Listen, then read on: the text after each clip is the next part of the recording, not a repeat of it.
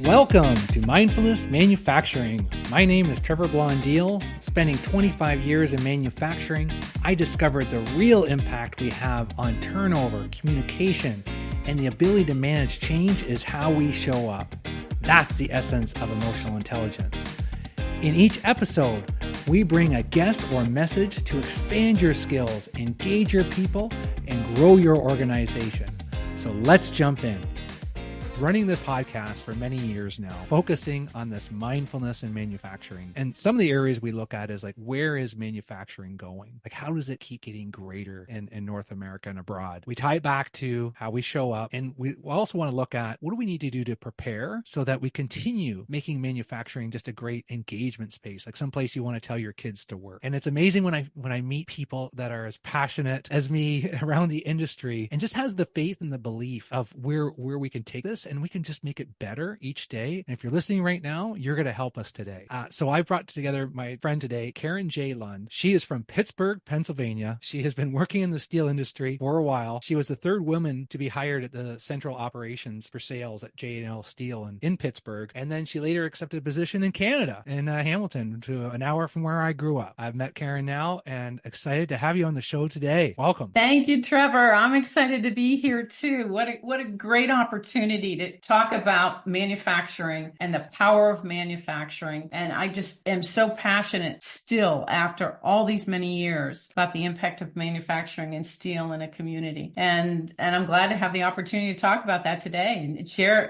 have a conversation. Yeah. And you've written your book on women in steel. You're writing another one. I talked to you and I have gone back and forth. You're a very passionate, busy person, and you're doing, you're speaking at different events, and you're kind of sharing your background and your story, but more importantly, the story moving forward. And where's this all come from? Sometimes people, it's just, it's a job. I worked in the steel industry. It was good. And then they just kind of let it go and you retire and then kind of that's over. You seem like you're just getting started. Where's all this coming from?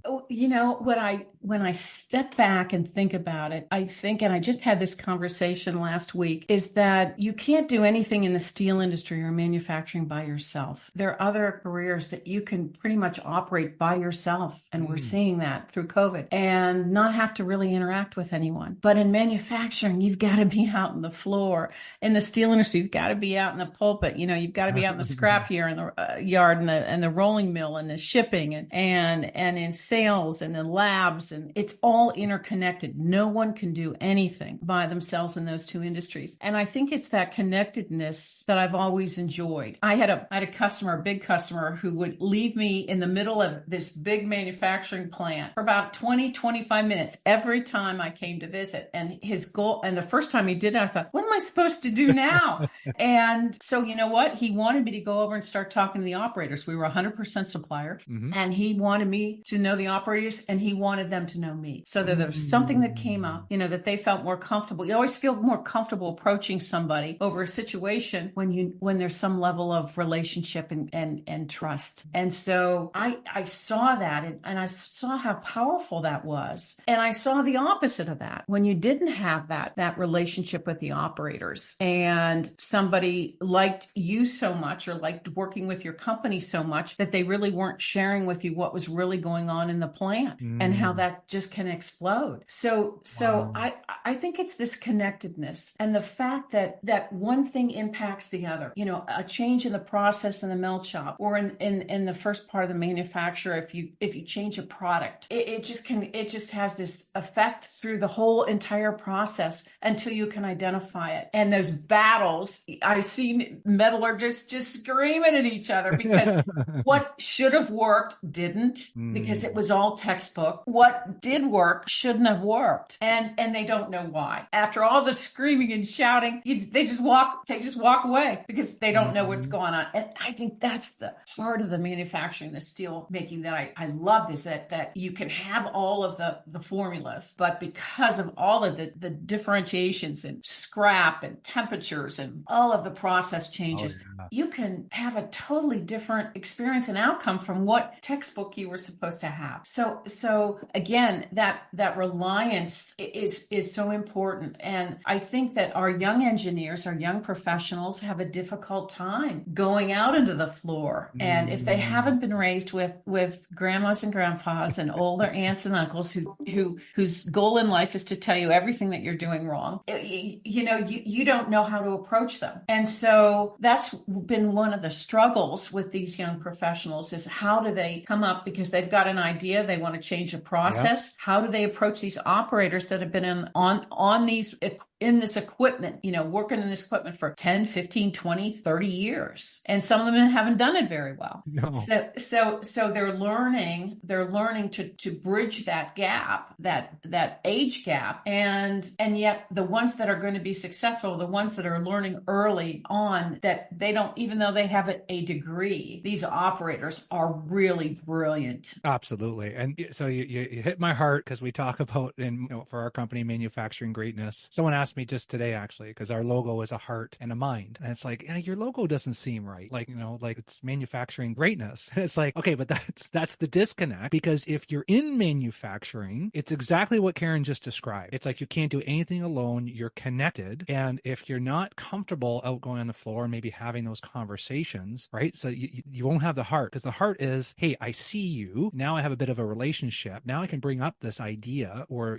this roadblock. And then our emotional intelligence side is the part that connects. So thank you for reinforcing that. I'm going to keep the logo because yes. We spend a lot of time on that. And there's just some people, it's kind of like, well, why do you need that? Mm-hmm. So help me out. I got a friend that it's actually a client, and he's a great executive in manufacturing. And some of the concerns is that, hey, the operators out there, they're very busy and I don't want to disrupt them, right? Especially I don't want safety and stuff. But sometimes we create our own stories of, well, why we don't go on the floor and maybe why we're not interacting as much. And you hear about the wall between the office and the floor but I love, you weren't even like the engineer working there. You were a partner and they were putting you on the floor. That's just taking it to like another beautiful level. So whoever you were working with, bless them, like they really kind of had a forward view on the future of manufacturing, which is more conversations with the operators. We're all one, we're all in this together. What advice would you give to someone that says, hey, I don't want to go on the floor too much because I don't want to bother them? Mm-hmm. Well, you have to know why you're asking someone to do what they're doing. And that's come out particularly in volume 2, is that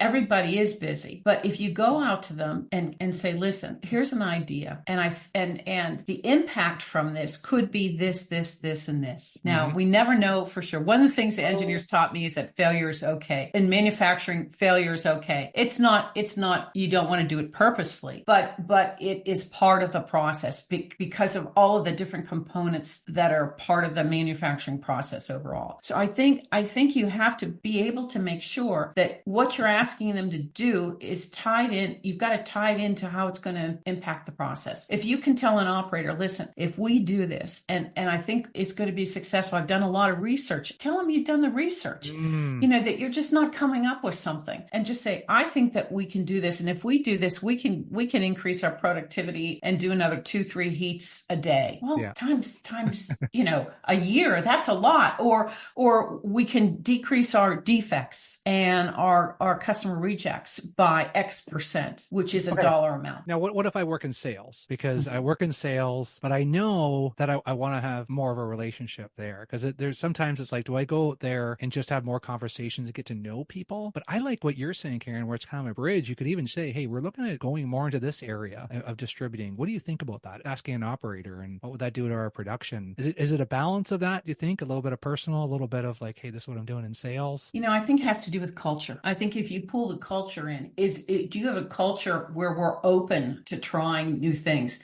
Mm-hmm. It's sometimes hard for salespeople even to approach people in the pulpit and on the floor. Yes. It is. I've been in sales, and my background sales, and it is hard sometimes. Another thing though is I love the fact that some of the engineers have gone out to the mill, and especially up in Canada, it was Tuesday, and they always had tea on Tuesday, and in the pulpit, and the operators finally asked the engineer, what was she doing there? What did she need? And she said, if every time I came out here, I was always only asking you what you need, what kind of a person would that make me? So she was creating time to just create the relationship and start to build that trust. And so they gave her tea. They all had tea in the pulpit. And I love the fact that, again, it was just about creating those barriers so that when things are tough or when things you really need something, there's trust. There has to be trust to have anything. And you've got to, in your culture, be open to trying new things. So there was a mill that was having some quality issues, and they were able to get rid of the quality issues.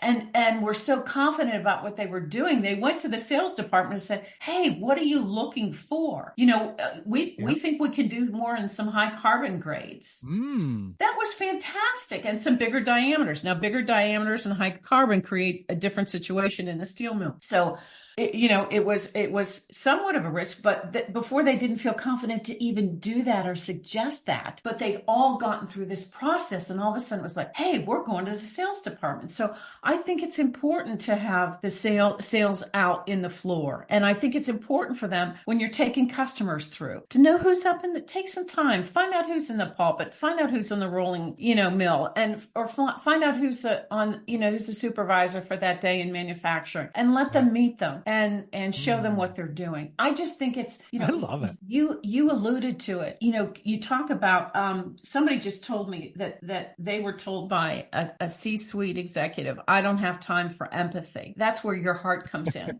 and I wrote a book on compassion is the competitive edge, leading with compassion while creating results. You can, if you have that culture that allows and for this expansive idea that compassion is not a soft skill. Compassion is a hard skill, or else we would have it be more in effect. Empathy is not an easy skill. And for this man to dismiss it like it was a soft skill just said how hard those skills really are. And it's a lot easier dealing with technical ideas and thoughts than it is heart thoughts. I love your heart, and don't ever change that, because that's the part of the process that we are really missing in this industry, both of these industries, I think. Yeah. And if I think back, Karin, when I was at moments in my career that I was under stress and I would put more pressure on others, I would become less connected, which is the opposite of what you need when you're under stress. You need the connection, because when we're stressed, we feel alone and we need each other, and I need to know you got my back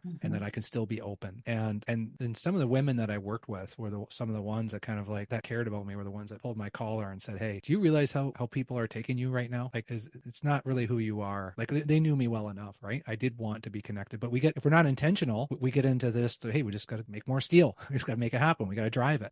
But I just love the whole, because I never really thought about that, about like having your customers and suppliers just develop relationships with your team members, and what good could come of that. Like, what are we worried they're going to say the wrong thing? Like, like we're going to find something, the customer's going to find something. I remember like it was a dog and pony show sometimes, and you would want to hide some stuff when the customer's coming through. But man, we could just be open and transparent and trust each other and know that we are doing, the right actions. And if you find something, then it's just a conversation. It's going to make us all better.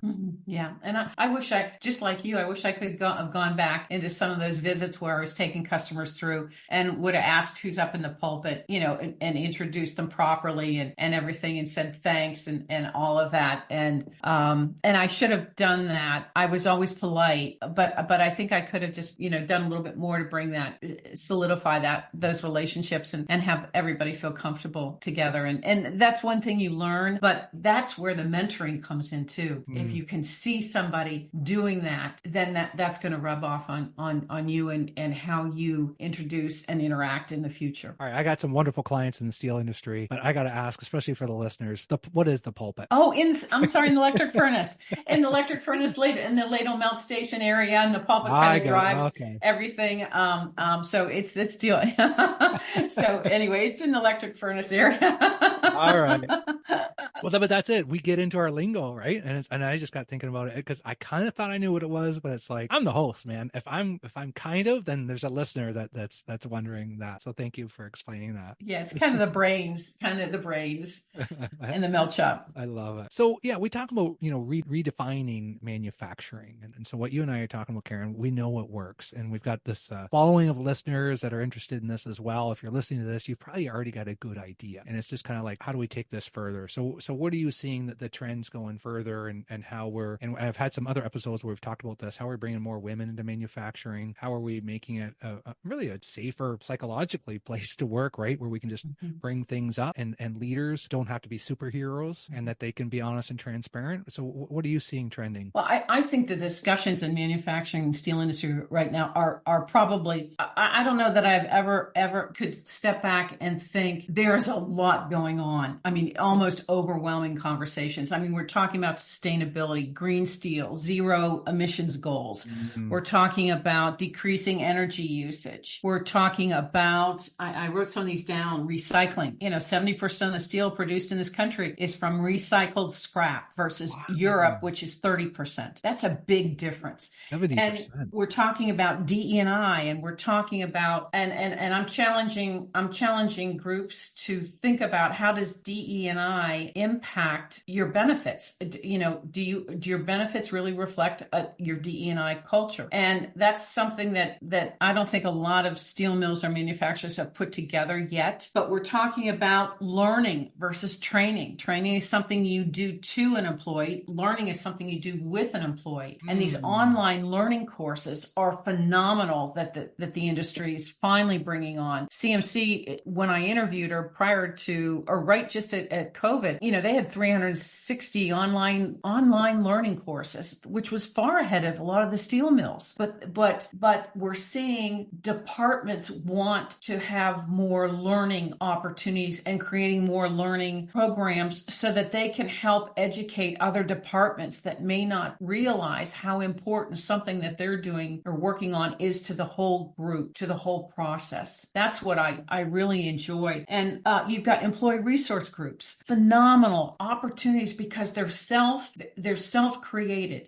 In the second book, one of my interviewees, her daughter shared with her that she was gay in high school, and her mother had no way to support her.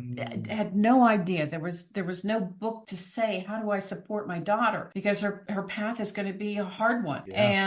And they created an employee resource group. She's the president of that employee resource group, but it really talks about and gives employees a place to go when they have a question about the LGBTQ plus community. And she has felt very strengthened and supported as a result of being able to have a group that she can go to. Well, how do I handle this? And it's an awareness, but it's an awareness that many of us don't have. And so they fly these flags outside each of their mills. They created a flag for the ERG group. They fly these flags outside of each of their mills. And so it's these employee resource groups, to me, are just groups that employees have identified areas where they can come together as a way to support one another. Loss, drugs, it can go on to anything that's important. Having a new family, that's getting promoted, dealing with stress, which is something you had said earlier. So I think that when you look at all of these things coming together, the steel industry was always just battered because of,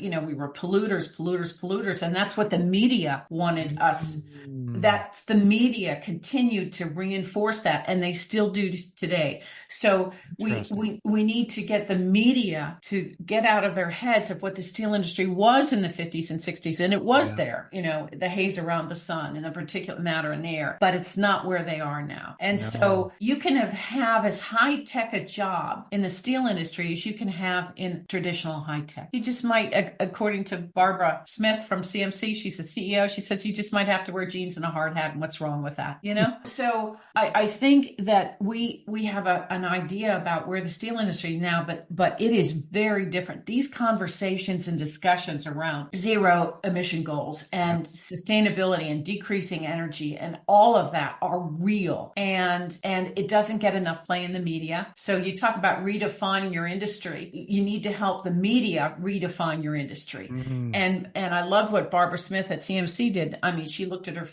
physicality of her plants. Were they places that employees were proud to go to or take their families to on family day? Were suppliers and customers proud to go there? And then she looked at her website and said, what are we reflecting?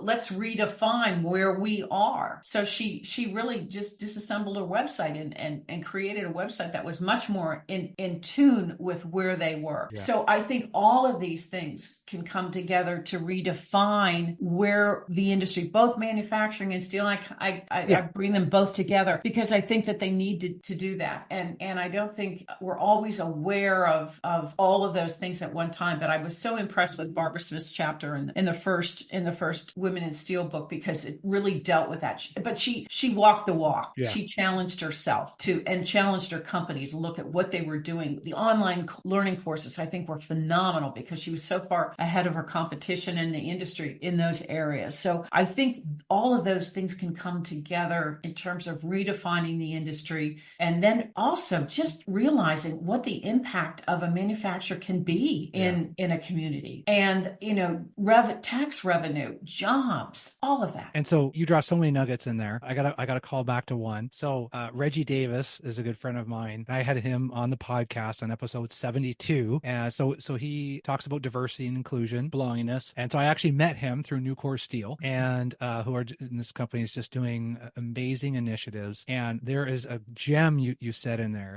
And I've heard Reggie talk about this as well, is that so he doesn't do training. He has learning sessions. So it is such a subtle difference, but it's everything because we have spent billions of dollars of training in manufacturing and steel, and we have not transformed the industry and the image. And I totally agree with you. It's like, it's up to us. It's up to you and I, Karin and Reggie and everybody else to continue to say like, no, look at what these steel companies are doing. Like they're fantastic. What Nucor is doing is above and beyond what I've seen, in so many different industries. And what Reggie is doing in this whole conversation-based sessions, it's not about Karin or standing up and Trevor talking for 3 hours and lecturing. Mm-hmm. That's training. And then what do we remember from that? 10%? Mm-hmm. So is that what you define as more of the learning? Are we on the same page here? Yeah, to me, the learning is, one of the struggles right now is so many people are retiring and the companies have not trained people and they've not had enough training to just move into where this person was that has been there for 30, 35 years. So they're losing a lot of that expertise. So I think that is part of the learning. When you say training, our shoulders go down. It's just like, oh gosh, You're talking more that some of the tacit knowledge that's just there. Yeah, and have more conversations. Yeah, and I think the training or the learning part of it is the fact that employees, need to have something that you can help people learn what you're doing in your section of the manufacturing plant, what I'm doing, and then I didn't realize that what you were doing and how what I was doing was impacting what you were doing. Those are conversations. And so there has to be some kind of training because you have to know how to operate equipment. There's that sixth sense that these brilliant operators have. Yes. They just know, they just can hear it. And years ago when they were making steel and in the open hearth way with just open steel and everything, but the operators were so understood it so much they could tell you the chemistry from the stream of molten metal. I mean, they didn't need anything else. They could tell you the chemistry, and they were so well respected. They were always served first in all the bars in the South Side and Pittsburgh, and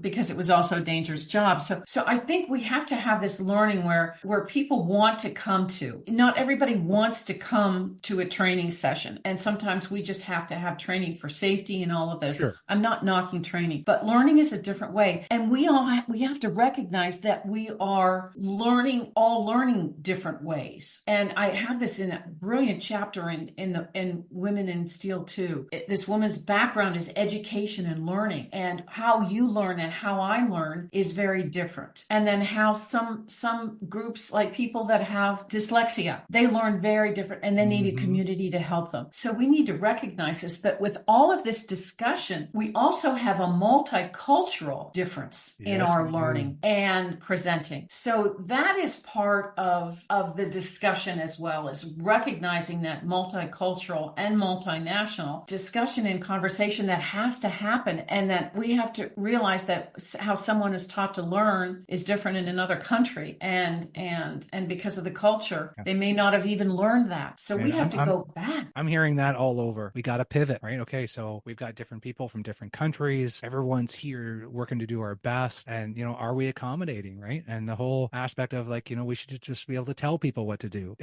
So get over that. Yeah. That's not learning. That's just noise. That's you just talking, saying you should just get it. Well, that doesn't help us get it. That doesn't make manufacturing a greater industry, right? What makes a greater industry is shifting more to the learning and thinking, hey, young kids, you want to work in manufacturing because we are transforming, and we are needing to be more competitive, and it becomes from our connection, being less disconnected, right? And just having that. Karin, I got so much more, and we're just about out of time. What do you want to leave the listeners with here? What's a story you want to leave them with? What's a message you want to leave them with today? I want to leave them with the message that the steel industry and manufacturing is alive and well, and the impact that it has in a community is just so multi-tiered and multi-leveled. You can actually build and feel a community come alive again when you've had somebody make the commitment to, as Barbara Smith said, a steel mill's a 50-year commitment. And when somebody commits to like what Newport's doing in West Virginia, $1.7 billion, the largest single business investment ever been made in a state. Yes. And so are there some things going on in terms of cultural, finding people, all of that? Yes. But how exciting. CMC has another plant going up in West Virginia. So you've got a place that was known for coal mining now and years ago steel, but now it's coming back again.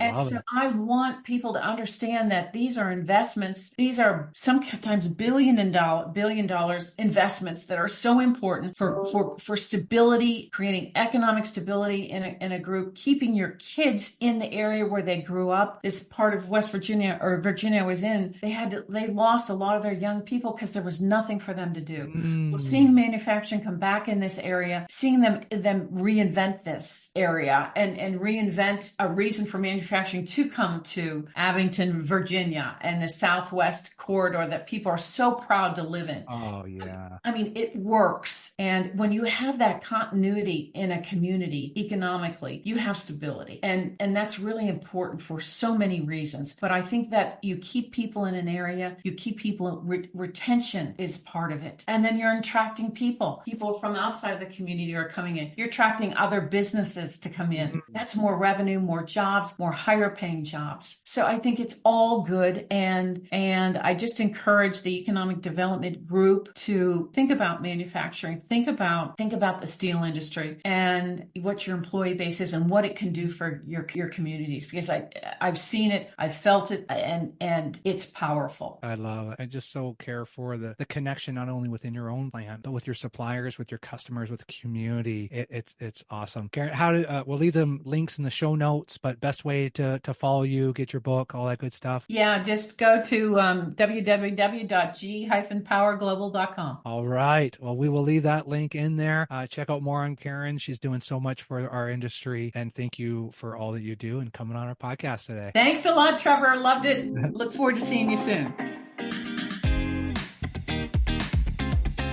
Hey, folks. Appreciate you taking the time to join us today. If you enjoyed this episode, share it with someone. Haven't subscribed yet? Do it now. Remember, if you want results, the key is increasing your awareness of how you show up.